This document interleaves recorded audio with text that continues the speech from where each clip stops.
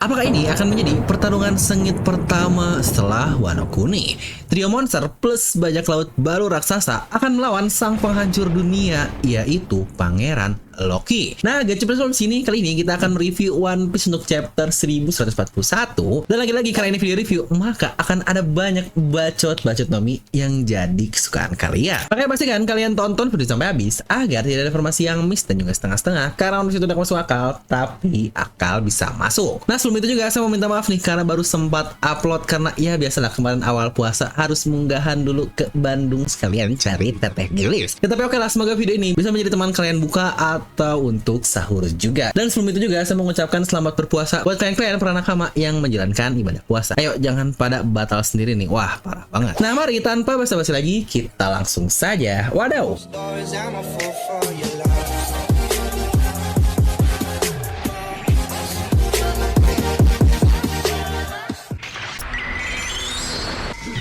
Nah, judul untuk chapter 1141 ini adalah Older Woman. Dan untuk cover story sendiri, lihat bagaimana Pechuan yang dihajar di depan ulti. Dan dia pun terlihat marah sambil menangis melihat adiknya dihajar seperti itu. Oh ya, mungkin ini sedikit trivia ya. Sebelumnya kan kita pernah bahas kalau Pechuan dan Ulti memang adik kakak yang dirawat oleh Kaido sejak kecil. Namun kita masih belum tahu siapakah sosok kedua orang tuanya. Dimana di SBS trailer baru banget, yaitu di 111 akhirnya terkonfirmasi kalau Hanafuda, sosok si Chibuka yang sebelumnya pernah dikalahkan oleh kakak dari Luffy, ternyata dia adalah ayah kandung dari kedua anak ini. Yang ini gila banget sih, kan sekeluarga bertiga mereka memakan Ancient Zoan. Tapi yang kira-kira apakah Yamato akhirnya akan menolong teman lamanya ini alias Ulti dan Pechuan?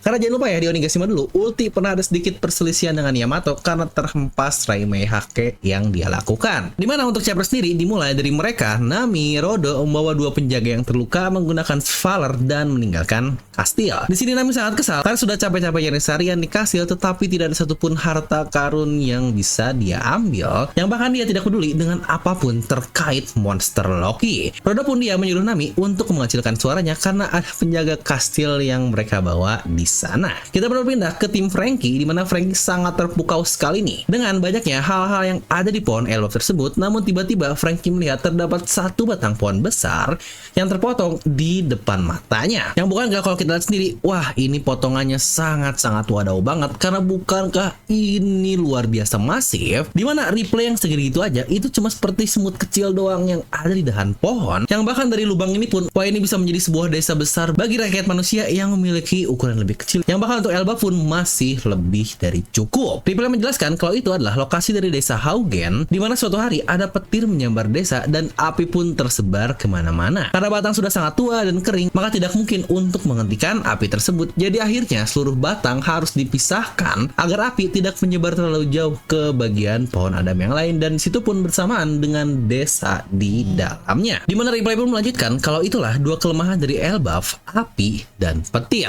Yang sedekah kalian kalau dua kelemahan ini justru malah menjadi antitesis dari Luffy, karena bukankah sudah jelas lah ya untuk Luffy tidak mempan terhadap petir, dan bahkan untuk api pun dikatakan sama. Karena ingat ketika di Onigashima, ketika Luffy menerima bola Brit dari Kaido, disitu pun Luffy berkata kalau itu tidaklah mempan, yang bukankah ini menjadi suatu hal yang sangat mencurigakan sendiri. Yang ini pun sudah pernah kita bahas di satu mega teori Nomi, yang apakah jangan-jangan Luffy adalah seorang ras hybrid atau ada ras lain selain manusianya. Tapi lagi-lagi untuk bahasannya bisa kalian tonton sendiri untuk videonya di playlist dari Mega Teori. Nah, berpindah ke lokasi pesta lagi, di mana Usopp bertanya kepada Nami, kau dari mana saja? Aku tidak melihat Zoro dan Luffy. Di mana Nami menjawab mereka mungkin sedang bertualang. Dan Usopp pun mengenalkan Nami kepada Jarul. Hei Jarul, lihat navigator jenius kita. Di mana Jarul menjawab, wow, bukankah dia sangat cantik? Dan Usopp pun menjawab lagi, dasar kau orang tua mesum. Apakah dia adalah tipemu? Dan Jarul pun menjawab, tipeku?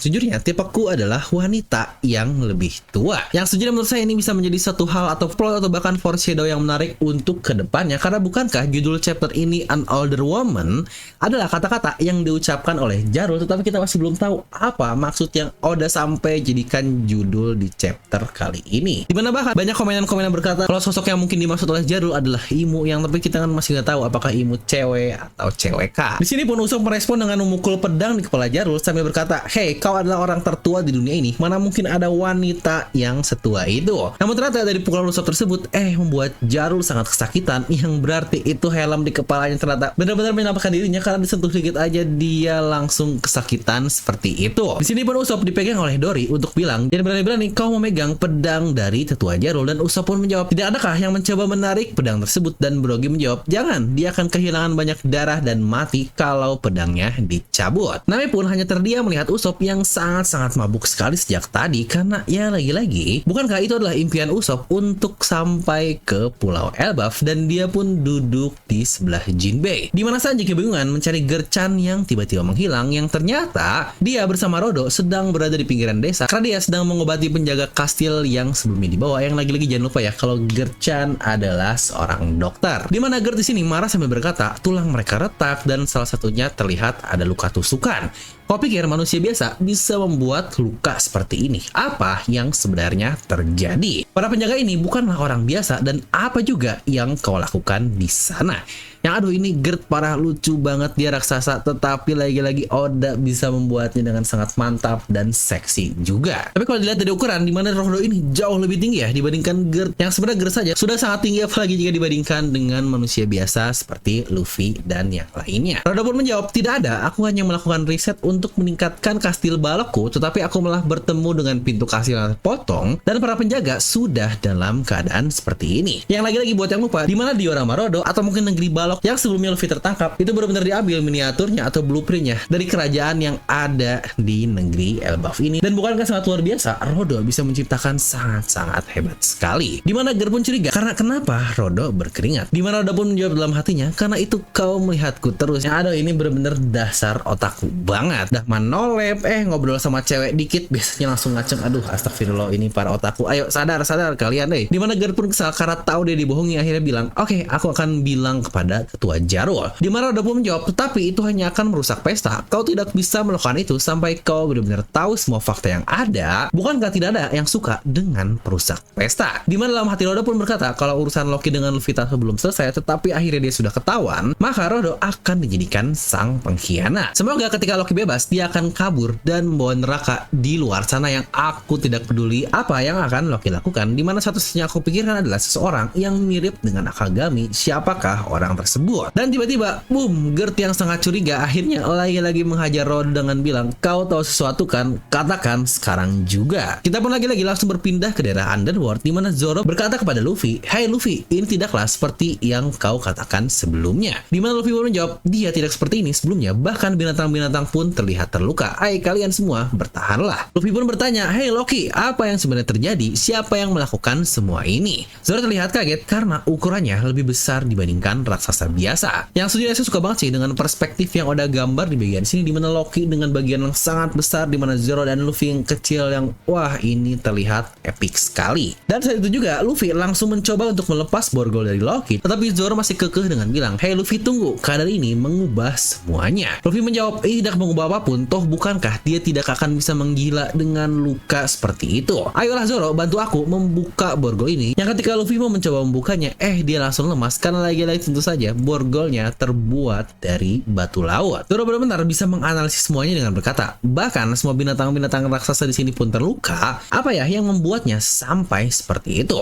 "Hei Luffy, tunggu sebentar." Di mana Luffy pun menjawab, "Raksasa ini akan segera mati, kita harus menolongnya." Dan Zoro menjawab lagi, "Kita tidak berhutang apapun kepada dirinya." Zoro masih tetap dengan perjanjian sebelumnya, kalau dia harus ngobrol dulu dengan Loki biar tahu kalau Loki adalah orang yang seperti apa. Makanya di sini Zoro pun berkata kepada Luffy, "Aku bahkan belum sempat berbicara dengannya, dan dengan semua reputasi buruk yang dia miliki, kita tidak bisa tenang-tenang saja untuk menghadapi orang ini. Orang ini bahkan memiliki ukuran sebesar oas.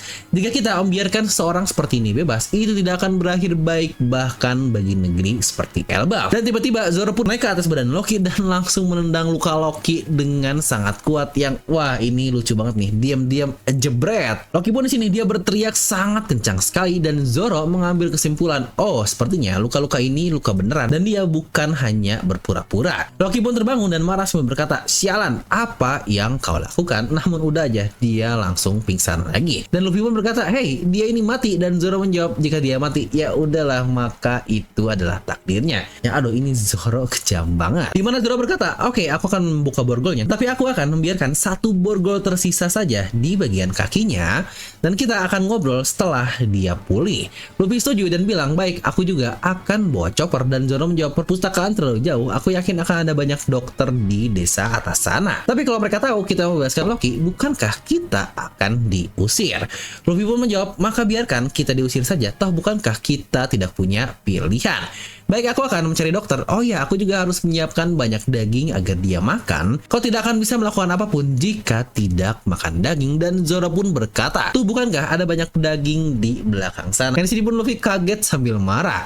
Hei, jangan bercanda hal seperti itu. Mereka adalah teman-temanku dan aku akan berburu nanti di hutan bagian dalam. Zoro menjawab lagi, bukankah daging adalah daging? Di sini Luffy makin kesal dan menjawab, mereka yang menjadi teman-temanku bukanlah makanan. Yang aduh ini Luffy satu arc above kayaknya isinya cuma marah-marah mulu. Dan tepat di saat Luffy akan mencari dokter, di situ pun dia melihat ada yang jatuh dari langit yang ternyata itu adalah seluruh bajak laut baru raksasa yang dikapten oleh Hajrudin yang bahkan mereka juga menggunakan Svalar. Di mana Rodo sudah memperingatkan kalau awan pulau tidak bisa digunakan di daerah Underworld dan Hajrudin pun berkata kalau kita pikir bisa memanfaatkan daya naik terakhirnya sebelum awan tersebut akhirnya menghilang. Ya karena kita tidak bisa membuang-buang waktu terutama kalau menaiki lift yang lama itu dan ini adalah hal emergency. Jika Loki bebas maka hidup kita sudah seperti di neraka. Tetapi ternyata ini semua berakhir buruk, kita semua akan mati. Maafkan aku guys, aku membuat keputusan yang buruk. Ya aduh ini bisa-bisanya Hajrudin ngomong seperti itu tetapi masih dalam keadaan tersenyum atau tertawa. Dimana Goldberg dia merespon dengan berkata, aku tidak akan menyalahkanmu kapten, kau selalu memikirkan keselamatan dari Elbaf. Dan boom, terima kasih kepada Luffy, dia membuat Gomu-Gomu no Fusen yang sangat besar untuk menjadi penahan momentum dari jatuhnya kapal raksasa tersebut.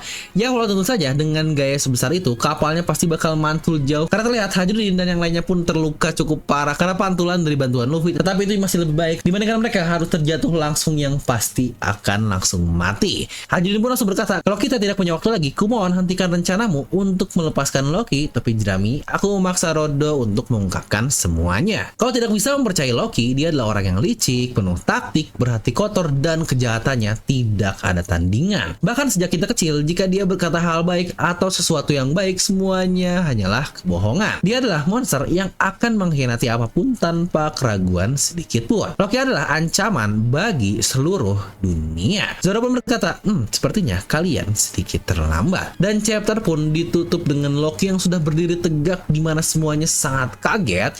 Yang bahkan Luffy juga kaget karena sebelumnya Loki dalam keadaan pingsan. Di mana Hajrudin berteriak, hentikan Loki, simpan Ragnirmu. Di mana lagi-lagi perspektif gambar yang luar biasa dari Oda Sensei. Luffy benar-benar digambar sekecil semut banget di hadapan Loki yang berarti fix nih untuk Loki. Dia masih memiliki tubuh dengan ras Oars yang sangat besar tersebut. Dimana jangan lupa ya untuk Hajrudin dia ini raksasa biasa dan ayahnya Harald dikatakan lebih besar dari raksasa biasa yang mungkin tidak sebesar Oars juga. Yang wah kalau gitu ini untuk Loki bisa dibawa kemana-mana untuk plot yang akan terjadi. Tapi oke lah, kita akan bahas dikit terutama perbuatan Luffy yang sejujurnya saya sendiri kurang suka sih dengan apa yang Luffy lakukan yang sangat-sangat egois sekali. Dimana di SBS terbaru juga ada yang nanya kalau Luffy dibuat menjadi 6 satelit seperti Vegapunk bentukannya akan seperti apa, dan Oda pun menjawab ada satu atlas dan 5 yok. Dimana ya benar 5 yok yang berarti grid Luffy sebanyak ini. Jangan lupa ya untuk yok ini dia ini grid, serakah, egois yang wah ini Luffy udah 5 kali lipat lebih parah dibandingkan Vegapunk. Karena jangan lupa itulah sosok Luffy yang kita kenal. Dia bahkan rela mengeluarkan tahanan-tahanan jahat dari Impel Down hanya untuk menyelamatkan kakaknya saja. Dan sekarang demi informasi tentang Shanks, dia bahkan rela membebaskan sosok yang menjadi musuh bagi sebuah negara besar. Yang bukankah kurang egois apa hal yang Luffy lakukan di sini? Ya lagi-lagi walau kita pernah membahas Loki ini memang kemungkinan dasarnya baik dan sebagainya, tetapi balik lagi di sini kita konteksnya bukan di bagian itu, tetapi konteks dari sebuah negara besar. Tapi yang gila adalah ini Loki dengan terluka separah itu, dia masih bisa berdiri yang wah jangankan bergerak, dia masih berdiri seperti itu aja udah sangat gila banget. Ya makanya wajar banget ya Loki sebelumnya berani mengancam para God Snake karena wah dia ternyata bakal chaos banget. Serta terkait nama senjata yang bernama Ragnir ini yang berarti petir besi, dan kita pun tahu kan senjata Loki ini berbentuk palu, bukankah sangat jelas kalau itu adalah Mjolnir yang digunakan oleh Thor dalam mitologi Nordik. Tapi lucu juga ya, Thor kan baik, tetapi di sini dipakai oleh adiknya yaitu Loki.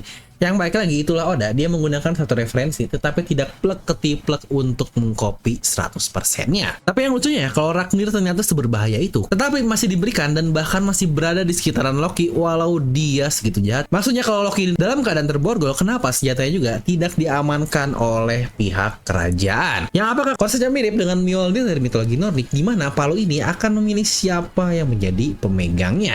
Ya seperti tidak ada orang lain yang bisa mengangkat Mjolnir selain Thor dan juga ya plus Captain America. Yang apakah ini juga terjadi di case dari Ragnir milik Loki? Yang menariknya, apakah petir itu bisa membuatnya terlepas dari borgol batu laut yang lagi-lagi bukankah ini sangat luar biasa? Yang apakah juga palu ini termasuk ke dalam Saijou Owazamono atau 12 senjata terbaik yang ada di dunia? Tapi satu yang berhubungan adalah kalau kalian sadar nama senjatanya adalah Ragnir atau petir besi, yang kemungkinan dia punya kekuatan semacam mengeluarkan petir atau apapun itu. Nah, ingatkan cerita Ripley dan Frankie di awal chapter ini, di mana sama di situ pun Ripley bercerita kalau desa Haugen tiba-tiba tersambar petir dan terbakar yang alhasil satu desa harus di-cut seperti itu. Yang apakah jangan-jangan itu adalah prank yang dilakukan oleh Loki? Yang sejujurnya sangat menarik juga sih kalau kita mau ngambil lebih jauh lagi antara petir dan juga api dan kita hubungkan dengan karakter lain. Yang apakah untuk petirnya jangan-jangan adalah God Enak kesukaan kita semua, dan untuk apinya sekarang dimiliki oleh Sabo, yang mereka berdua apakah akan datang ke Pulau Elbaf? Atau mungkin untuk apinya dialternatifkan dengan magma yang berarti sang Fleet Admiral dari Akainu. Yang wah, kalau orang-orang ini datang ke Pulau Elbaf pasti bakal semakin chaos, dan tetapi dengan kechaosan ini bukankah akan menjadi kesenangan buat kita para pembaca? Atau apakah jangan-jangan api dan petir ini ternyata adalah dua kekuatan yang dimiliki oleh Loki,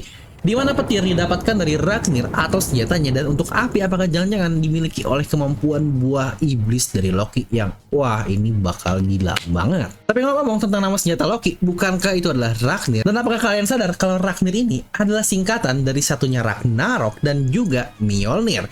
Yang bukankah jika kita ngomongin masalah Ragnarok, ini adalah akhir dari dunia dan itu adalah kiamat. Nah, jadi itulah untuk chapter 1141 kali ini, yang sebenarnya bisa dibilang masih menjadi chapter pembuka untuk hal-hal luar biasa di chapter selanjutnya nanti. Dimana yang menarik adalah, kayaknya saya juga lupa bilang ya, disampaikan kalau Sanji pun ikut terjatuh bersama dengan Gerchuan barusan. Jadi bisa dibilang trio monster sekarang semuanya ada di hadapan Loki. Yang apakah trio monster plus aliansi raksasa atau bajak laut raksasa baru ini akan melawan Loki?